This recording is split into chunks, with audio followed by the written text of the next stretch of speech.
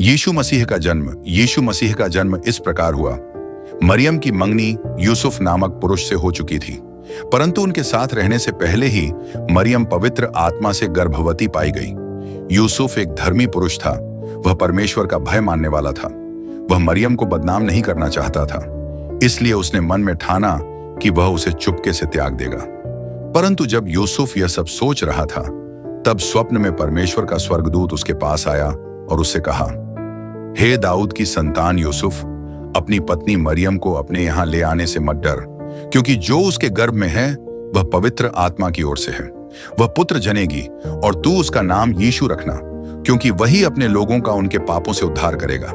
भाइयों और बहनों, यीशु का नाम स्वर्ग से आया हुआ नाम है। यह नाम किसी मनुष्य ने नहीं रखा, क्योंकि वही अपने लोगों को पापों से छुड़ाने के लिए संसार में आया। तब यूसुफ नींद से जागा और प्रभु के दूत की आज्ञा मानकर मरियम को अपनी पत्नी के रूप में अपने यहाँ ले आया। डरो मत, मरियम से विवाह कर, क्योंकि जो उसके गर्भ में है वह पवित्र आत्मा से है। उसी समय रोमी शासन की आज्ञा से जनगणना हुई, इसलिए यूसुफ और मरियम नासरत से बैतलहम गए। बैतलहम में रहने के लिए कोई जगह नहीं मिली, इसलिए वे एक गौशाला में ठहरे।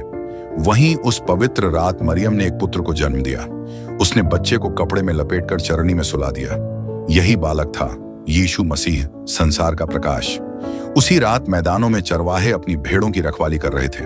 तभी स्वर्गदूत प्रकट हुआ और बोला, डरो मत, मैं तुम्हें बड़े आनंद का समाचार देता हूं। आज उद्धारकर्ता जन्मा है।